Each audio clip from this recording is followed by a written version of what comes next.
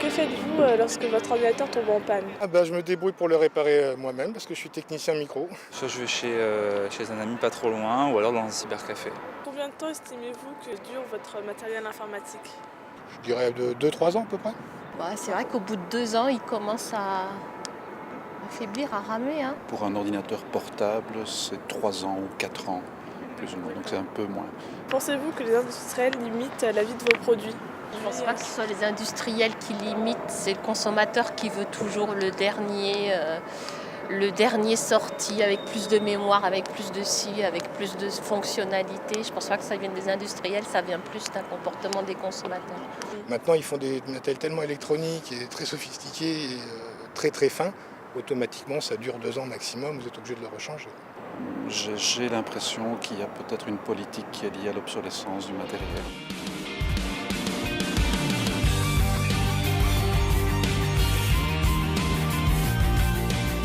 L'obsolescence programmée existe pour les produits électroniques.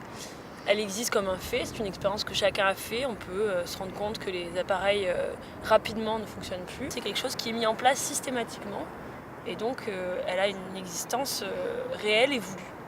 Comment ce phénomène s'est-il répandu? Quand le capitalisme a pris la voie du consumérisme, il a été rapidement confronté à ce qu'on appelle la saturation du marché, c'est-à-dire des marchés qui sont solvables, c'est-à-dire ont de l'argent. Et donc la demande était comme ça recréée artificiellement. Sommes-nous tous acteurs de ce phénomène? Les acteurs de ce système économique, ce sont donc les fabricants, les industriels qui mettent sur le marché ces produits. Ce sont les ingénieurs qu'on sollicite pour créer des technologies pouvant générer l'obsolescence programmée. Et ce sont bien sûr les consommateurs qui achètent ces produits et donc qui, en quelque sorte, encouragent ce système en permanence en achetant, en rachetant, etc. Quels sont les programmes générés? Il y a une masse de déchets énorme qui est générée donc, par l'obsolescence programmée, ce qu'on appelle les D3E, donc déchets d'équipements électriques et électroniques, qui sont des déchets particuliers parce qu'ils sont beaucoup plus difficiles à traiter. Par ailleurs, puisqu'il faut toujours racheter, il va falloir toujours extraire de nouvelles ressources, autre problème écologique. Et par ailleurs, on peut aussi supposer que qui pose des problèmes pas seulement écologiques, mais aussi des problèmes, j'ai envie de dire, sociologiques, en créant une société donc, du jetable. Peut-on contrer l'obsolescence programmée? Il faut tout simplement faire d'autres gestes, qui sont des gestes assez simples. Le geste de récupérer, donc de ne pas jeter, récupérer ce qui fonctionne encore, réparer, donner, échanger, revaloriser, recycler. Des gestes assez simples, entretenir nos objets aussi, se les donner. Il existe un autre moyen pour remettre en circulation les produits usagés considérés comme inutiles à leurs propriétaires. C'est une façon de prolonger leur durée de vie en rachetant des produits mis sur le marché de l'occasion via des marchés aux puces ou des magasins spécialisés.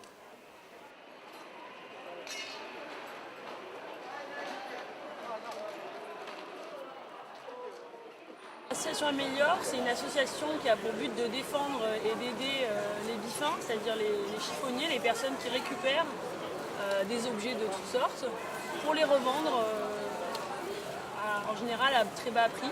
Sur Paris, il y a au moins 3000 bifins qui sont répertoriés. Il y a les sans-papiers, les roms, les handicapés, les retraités, enfin tous ces gens-là qui fouillent les poubelles pour survivre. Il y a en Europe beaucoup de maisons de la réparation, où des gens sont formés à la réparation et forment les gens qui aimeraient réparer pour ne pas gâcher. On souhaite effectivement avoir un local pour réparer car nombre de bifins sont très débrouillards. Les industriels choisissent le choix de l'obsolescence programmée parce qu'ils ont plus de bénéfices, mais ce bénéfice se fait au détriment des consommateurs qui pour la plupart ne peuvent même plus consommer. Tout ce qui va dans la poubelle va dans la benne, tout ce qui va dans la benne dans l'incinérateur, dans nos poumons.